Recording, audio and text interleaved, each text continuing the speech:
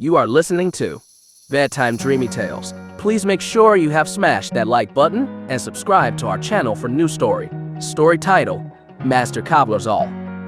In a quaint town bustling with daily chores and routines, there lived a cobbler known to all as Master Cobblers, all due to his quick and precise shoemaking skills. However, his physical appearance was as distinct as his personality. Short and gaunt, his lively nature never allowed him a moment of rest. His nose was notably prominent, turned upwards at the tip, and his face was covered in gray, rough skin that resembled the texture of burlap.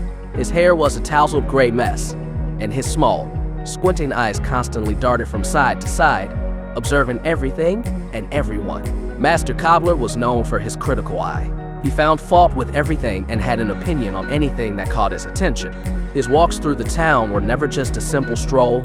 He gestured dramatically as if rowing through a stream of endless problems.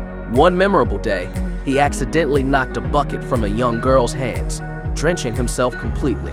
Shaking off the water, he scolded her furiously.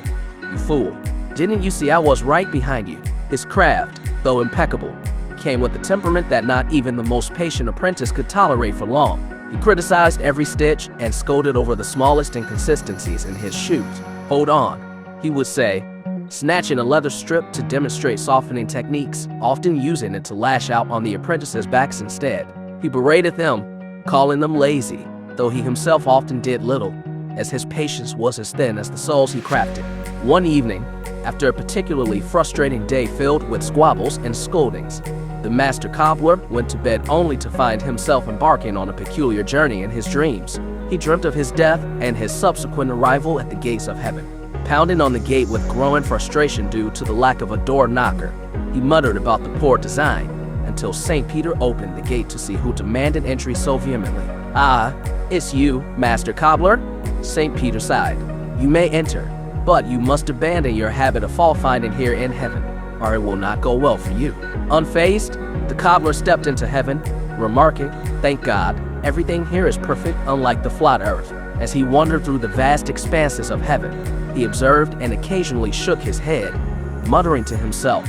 He saw angels carrying a wooden beam horizontally rather than vertically, to which he thought, "What foolishness!" But he restrained himself from commenting aloud. He watched other angels drawing water with a leaky bucket, understanding only later that they were watering the earth with rain. Continuing his journey, he came upon a cart stuck in the mud, loaded with good intentions that were hard to deliver on the right path.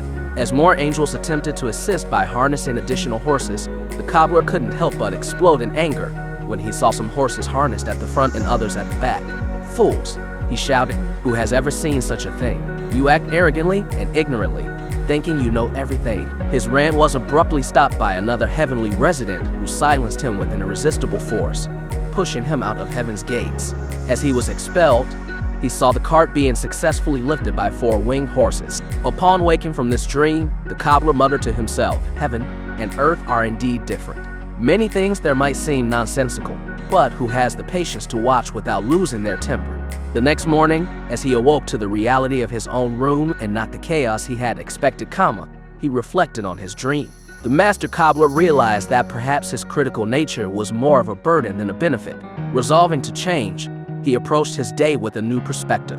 When his wife started a fire in the stove, he held back his usual scolding and instead offered to help.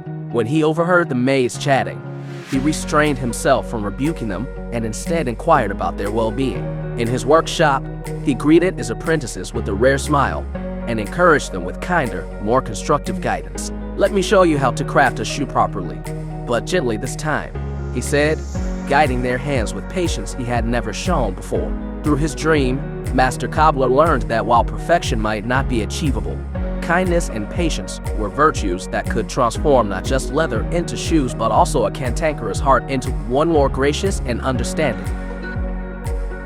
If you like this story, please give this video a like and comment below with your thoughts. See you in the next story.